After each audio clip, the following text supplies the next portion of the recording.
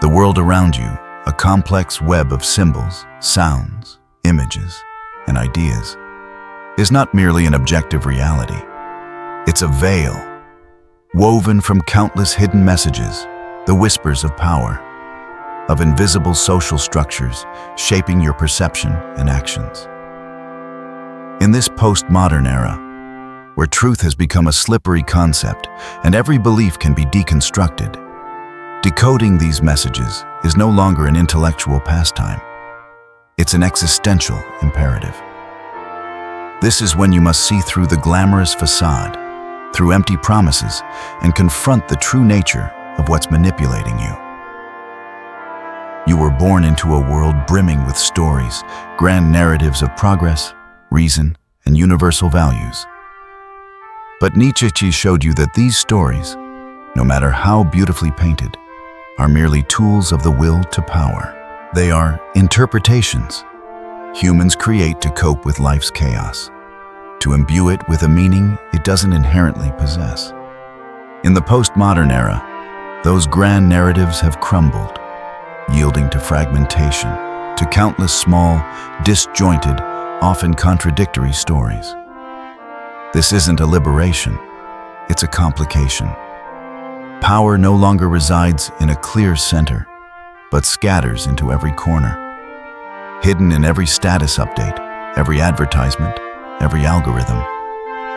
This demands from you constant vigilance, sharp critical thinking, and above all, an unyielding will to construct your own truth.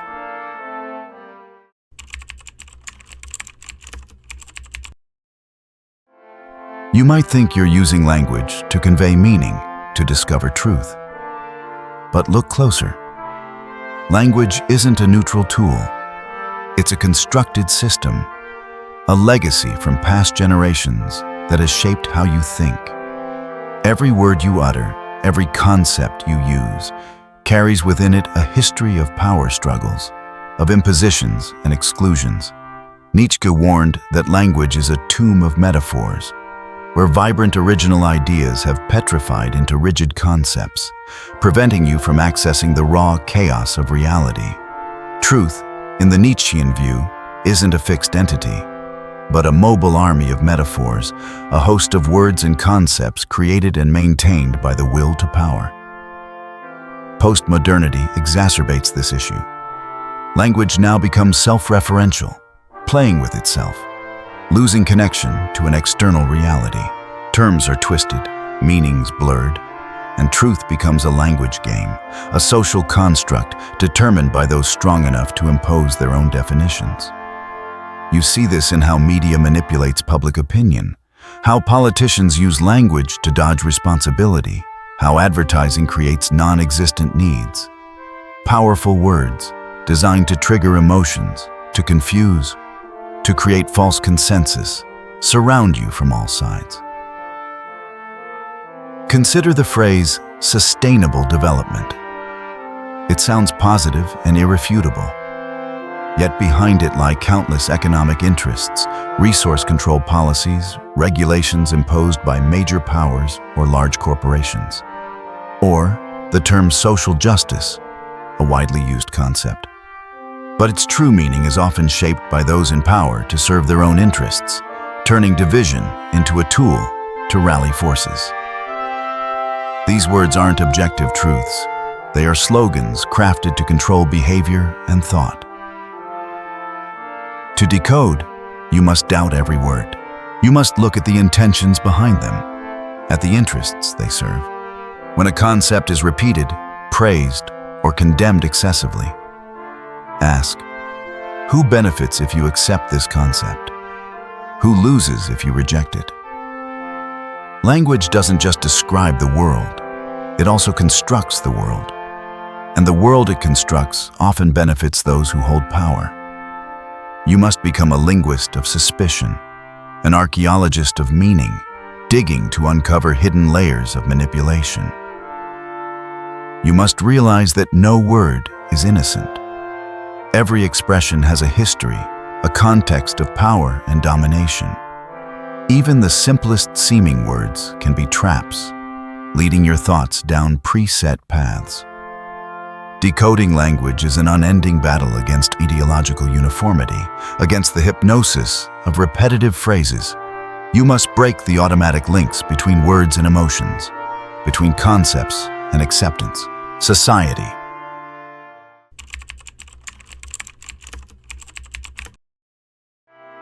The social structure you live in isn't a natural or objective arrangement. It's the result of power struggles, where values favored by the strong have been legitimized and spread through institutions, laws, and customs. Nietzsche called this the dominance of slave morality, a system of values created by the weak to restrain the strong, to exalt humility, compassion, equality, and self-sacrifice.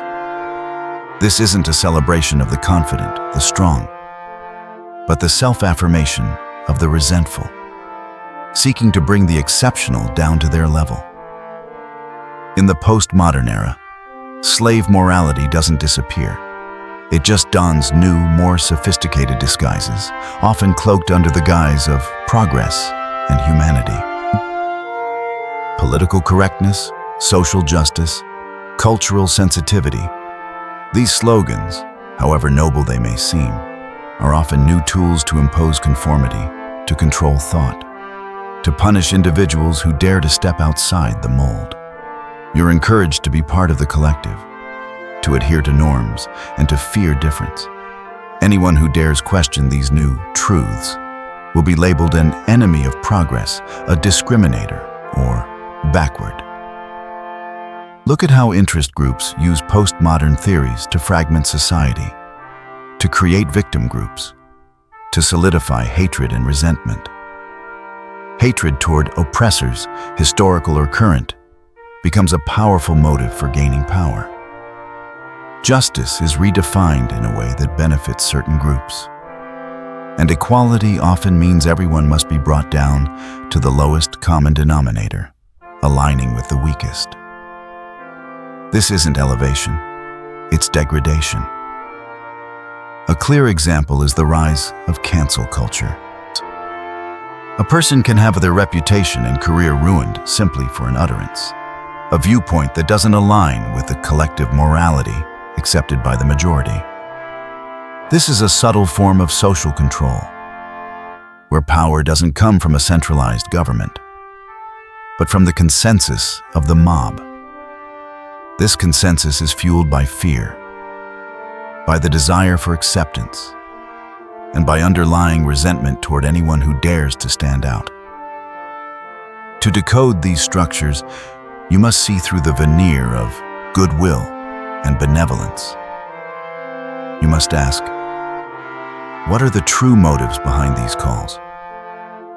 Who gains power when you accept these values? Who is stripped of power? Realize that every moral revolution conceals a power revolution.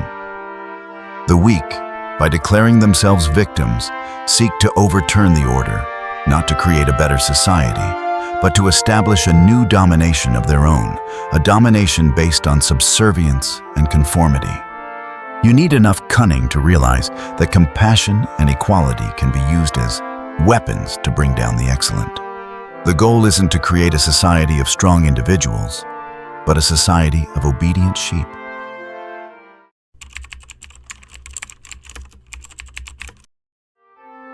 Power isn't an evil to be eliminated.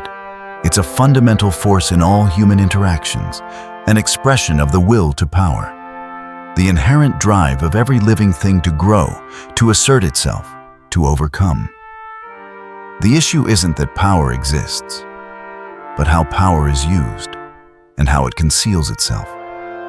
To deny power is to deny the essence of life itself. In the postmodern age, power becomes more invisible, more diffused. It no longer rests solely in the hands of kings, governments, or churches. It has permeated every nook and cranny of daily life, becoming a decentralized force, operating through complex networks and mechanisms. You see it in how algorithms control the information you access, how social media shapes your behavior, how popular culture defines normal and abnormal. and even in how subjective science can be used to impose objective truths. The hidden messages you're looking for are precisely the manifestations of the will to power at work. Every advertisement, every headline, every TV show is an attempt to shape your consciousness, to control your actions, to maintain a certain order beneficial to someone. Experts, activists, influencers, they are all players in this power game, whether consciously or not. They use language and social structures to consolidate their positions, to create consensus, or to instigate beneficial divisions, all with the aim of reinforcing their influence. Consider how major tech corporations use your personal data. They don't just collect information, they use it to create behavioral models, to predict your desires, and to manipulate you through personalized ads, content suggestions, and even push notifications. This is a form of invisible, yet highly effective power, operating without your explicit consent, and often you don't even realize it exists. To decode power, you must become a sharp analyst of motives. Ask, who wants you to believe this? What is the ultimate goal of this message? Where does it lead you? What will happen if you don't comply? Realize that consensus is often the result of subtle coercion, and freedom is often just the illusion of choice within a predetermined system. Power isn't just imposition, it's also seduction, drawing you into a cage you believe you've freely chosen. You must develop the ability to recognize the signs of hidden power. It doesn't always appear as prohibitions or laws. Sometimes, it's the absence of an opinion, the silence of a voice, the lack of a choice. True power is when you don't realize you're being controlled.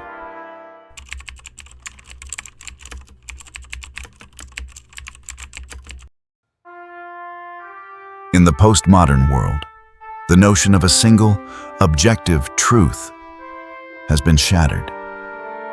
Nietzsche long challenged this idea, arguing that truth is merely a set of interpretations beneficial to life, indispensable errors we need to exist. However, this shattering doesn't mean everything is relative and meaningless.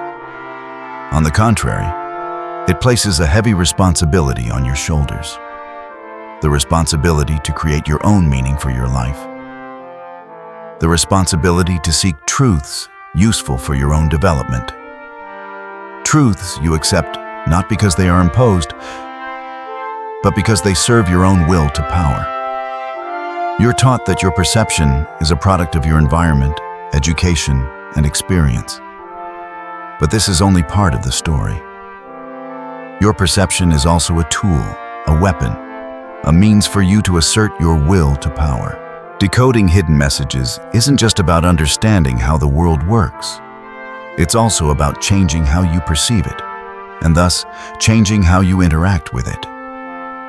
This is when you must redefine the world for yourself, not to please others, but to please yourself.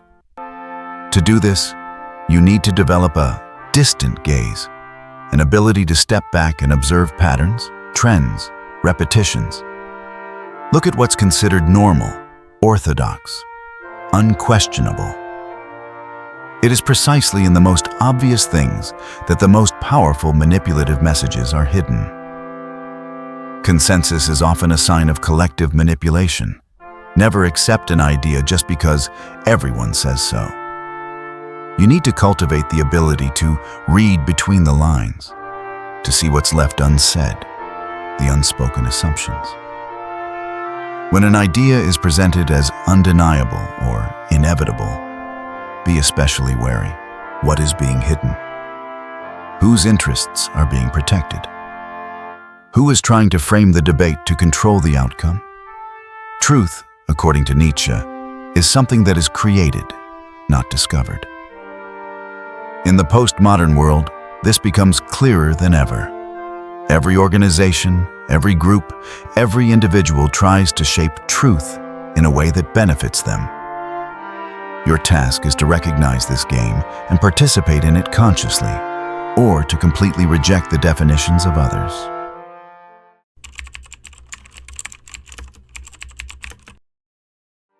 In the digital age, images and symbols have become even more powerful tools for transmitting messages than written language. From brand logos to emojis, from advertisements to movies, your world is saturated with symbols designed to trigger emotional responses, to create unconscious associations, and to shape value systems you don't even realize you're internalizing. Nietzsche understood the power of symbols in shaping perception. Religions and political ideologies all use symbols to solidify belief and create loyalty. For example, the symbol of the cross or the hammer and sickle aren't just simple images. They carry millennia of history, beliefs, hopes, and fears, directly impacting human emotions and will. In postmodernity, this power is exploited to the fullest with more advanced technology. A simple image can carry thousands of messages, bypassing the scrutiny of reason and going straight into the subconscious, triggering primal reactions. You see images of success, beauty, and happiness defined in a superficial and materialistic way. These images don't just reflect society's desires, they create those desires. A luxury car advertisement doesn't just sell you the car.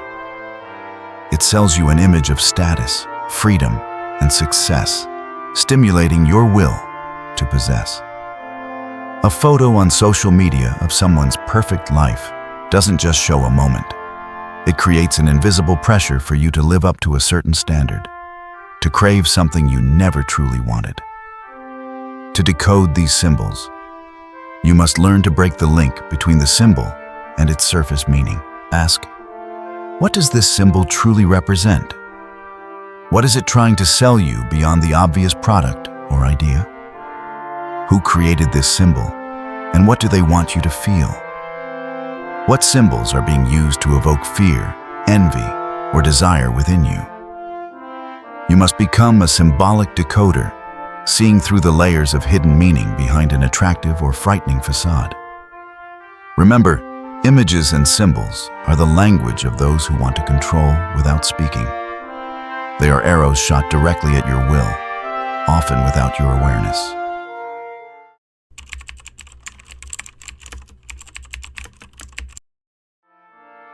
Popular culture, from TV shows to music, from video games to social media, is one of the main battlefields of the will to power in the postmodern era. It doesn't just reflect existing values, it actively shapes them, creating role models and ideals you're encouraged to follow, often ideals of mediocrity. Nietzsche would view much of popular culture as an expression of herd morality, where mediocrity is celebrated and unique individuality is suppressed.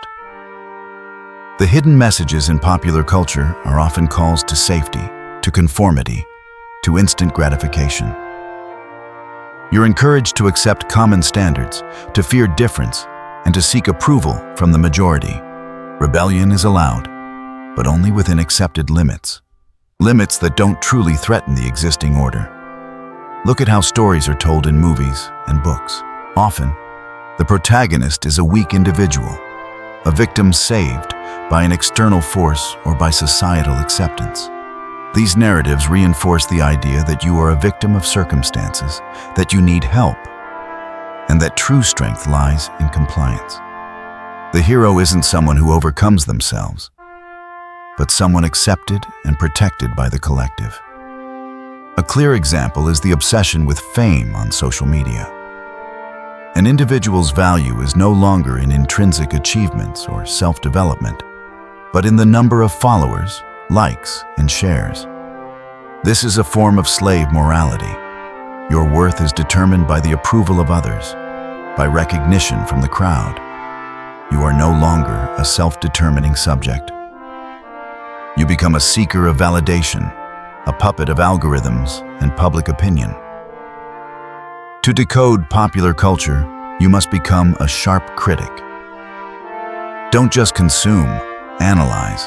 Ask, what is this story teaching you about yourself and the world? What kind of behavior is it encouraging? Who is glorified and who is debased? You'll realize that many artistic and entertaining works are just sophisticated tools to maintain a certain social order, to suppress your individual will to power, and to uphold mediocrity as the norm. You must rise above the complacency of popular culture. Seek out works, ideas that challenge you, force you to think, compel you to confront discomfort. Because it's in discomfort, in confronting the familiar, that you can find the path to your own development.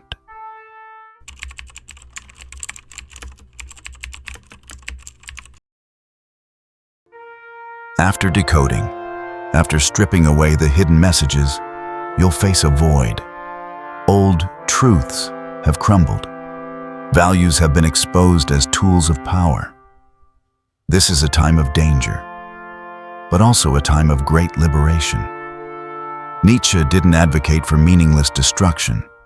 He called for recreation, for overcoming. Once you've seen through the lies, you have the opportunity to create new values, new meanings for your life. You are no longer bound by the definitions of others, by the stories told to you. You can become your own Übermensch, one who transcends slave morality, one who lives according to their own will to power, one who forges their own path. This is when you must become the artist of your own life, the scriptwriter, director, and lead actor. Decoding isn't an end goal, it's a beginning. It's the process of shedding what isn't truly you, what has been imposed on you by the outside world. Once you've seen through the traps of language, the chains of social structures, and the manipulations of power, you can begin to build a world of your own based on the values you choose for yourself, values aligned with your unique will to power. You must be brave enough to face the solitude of thinking for yourself. You must accept the risk of going against the current, of challenging beliefs deeply ingrained in the collective subconscious. You must be ready to be misunderstood, criticized, even deemed insane. Because greatness is often not welcomed by the mediocre. The solitude of independent thought is the price of freedom. You cannot expect approval from the crowd. The crowd always seeks safety and conformity. But your greatness lies not in conforming, but in overcoming, in redefining the meaning of existence for yourself. This is when you must cultivate the courage to live your life, not the life others want you to live. Remember, the postmodern world isn't a labyrinth without escape. It's a challenge. A challenge for you to find your own path, to define your own truth, to create your own meaning. Don't let yourself become a product of hidden messages, a passive victim of invisible structures. Become the creator, the innovator, the one who writes the story of your own life. This is the imperative of the will to power. This is the path to your own greatness, the path to an authentic, full, and powerful life.